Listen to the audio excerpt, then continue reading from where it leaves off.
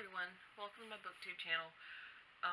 It's been forever since I've been on, or at least a few months. Um, so about that.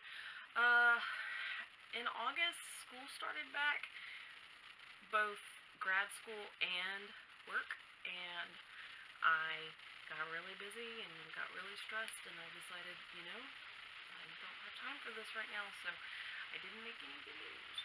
But I was still reading, and now everyone's doing their wrap-ups for the year, and I've not made any videos in forever, so...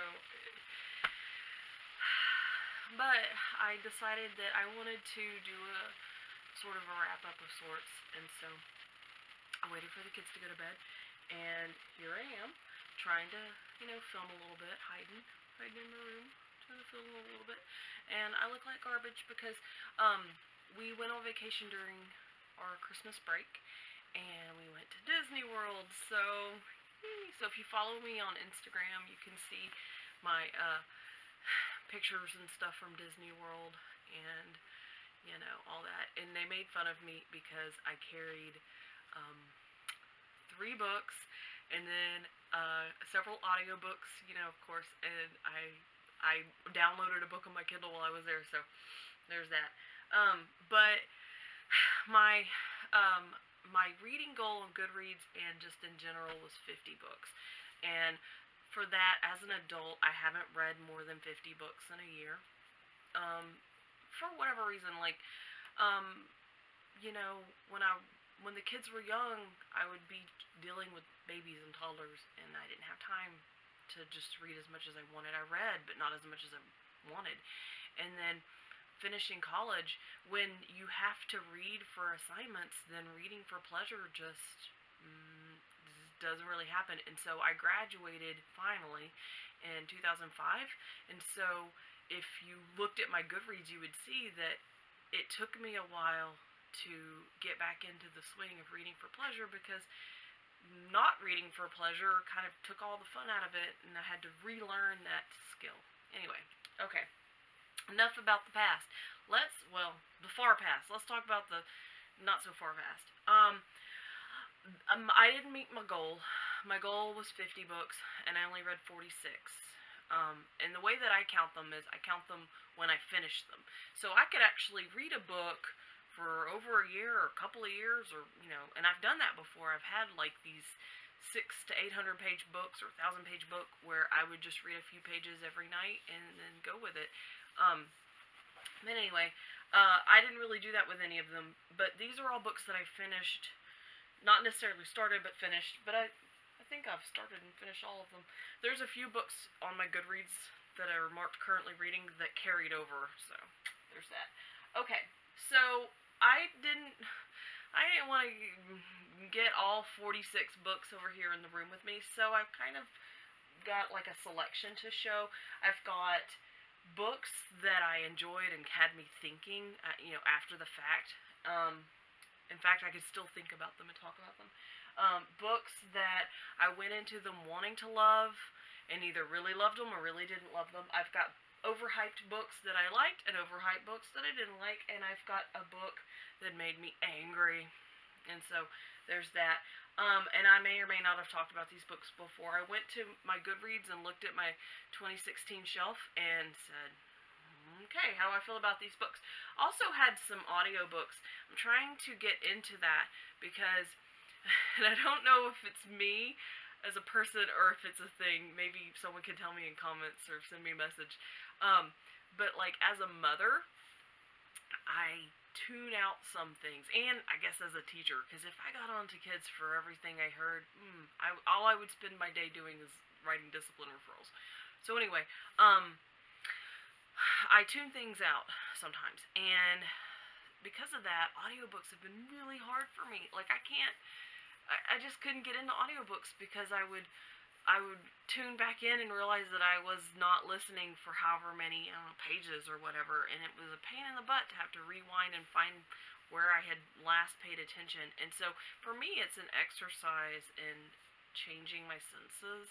And I could talk about that in another video later about like things that I'm trying to do to affect how I look or how I look at the world and how I interact with the world with my senses.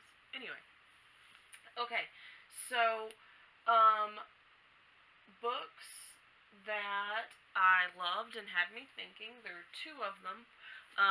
The first one is Ruby by Cynthia Bond, and this book was just magical and wonderful, and it's set in a fictional East Texas town. And for those of you who don't know, I'm from Southeast Texas, so it was right in my backyard, and the characters traveled to towns that I've traveled in or that I've visited or whatever, and the descriptions of the deep East Texas woods were just beautiful. And I was reading somewhere that Cynthia Bond actually wrote 900 pages, and the editor said, "Girl, you cannot give them." So I am so just excited to find out what happens to Ruby and Ephraim. And so if you've read this book, oh my god, it's great. I am looking forward to more of this. So the fact that she wrote so many pages gives me life. The other book that I read and thought about and loved, this was one of the book club picks. And God, when did we pick this? October? I think it was our October pick because it's spooky and creepy, and we were trying to pick out thrillers or something. But it's Bird Box by Josh Malerman. And this is his first book, I believe, and he's a musician, and it's about this sort of post-apocalyptic world in which something is out there, and if you see it with your eyes, it causes you to go insane, and you murder people and eventually kill yourself. And what I love about this, and what had me thinking, is that the descriptions were so, like, realistic, and the premise is so interesting, and some of your questions are answered, and some of your questions are not really answered, and so, like, after you're done, you could talk to someone else who's read it and try to figure out, like, what's going on with this. So, really interesting book. Really good.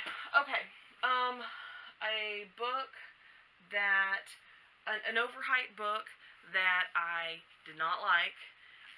First one, and, you know, some people like this book, and I don't know, I think I talked about it in another video, but The Dinner by Herman Cook, no, I didn't like it. It had some sort of anti-American feelings in it, and not that I'm, you know, like, have thin-skinned, but I just didn't like it, and I didn't like the characters, and I don't know, it just wasn't good for me.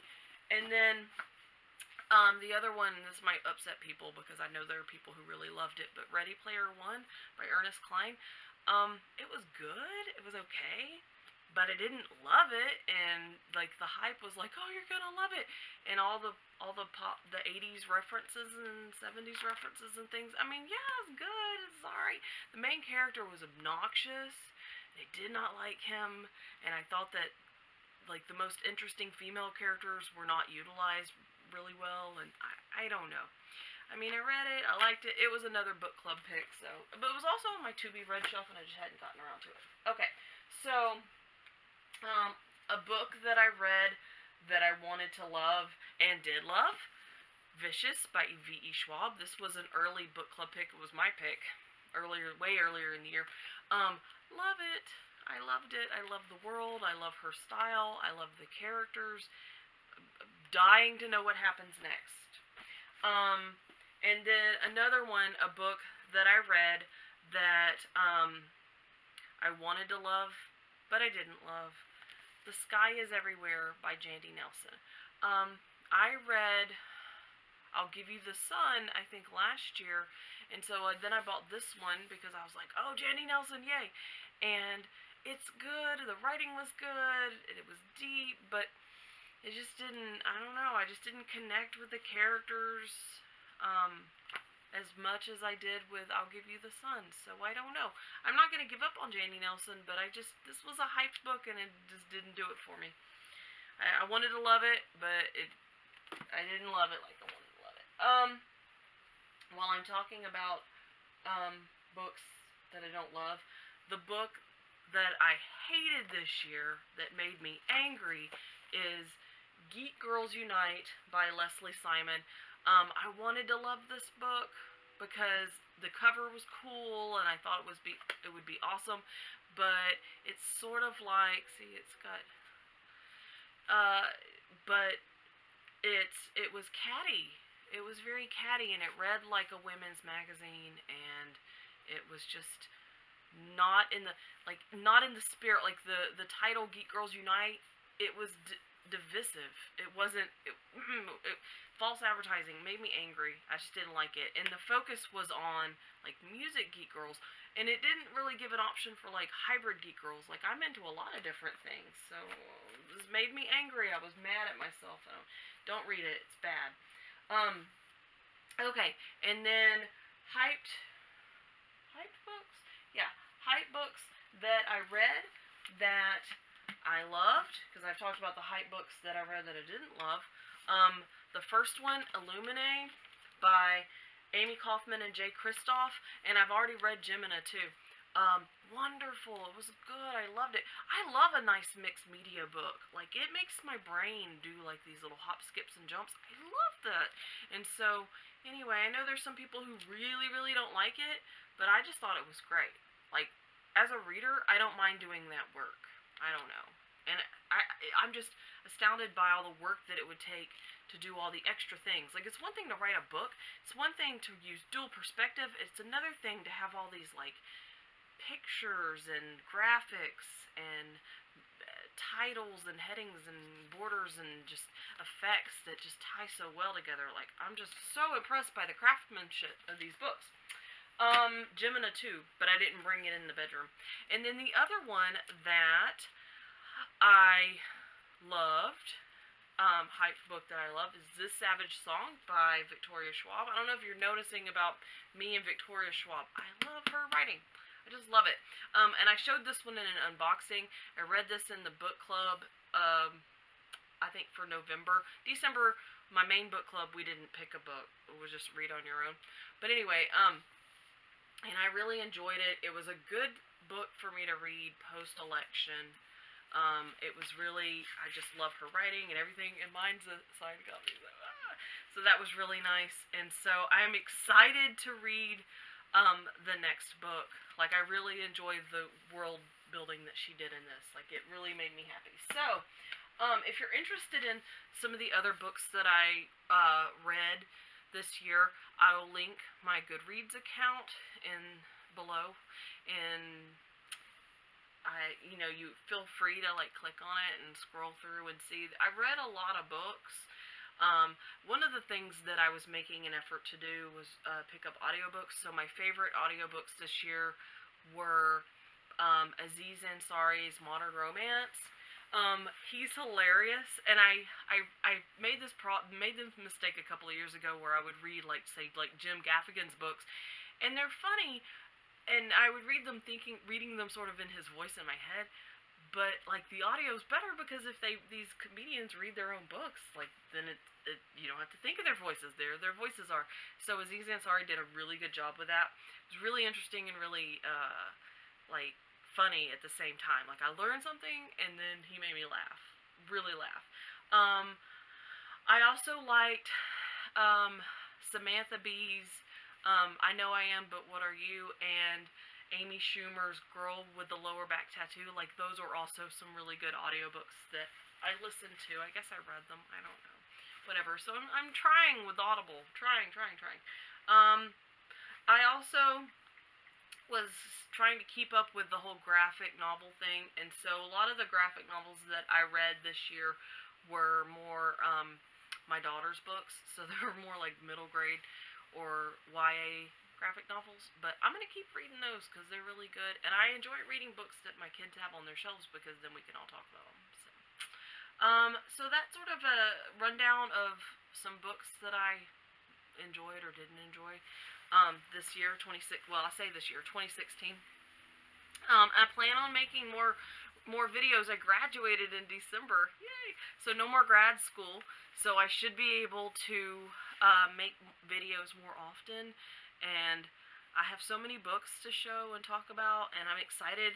I set my reading goal this year for 2017 for 50 books, and I'm hoping to smash that goal this year, so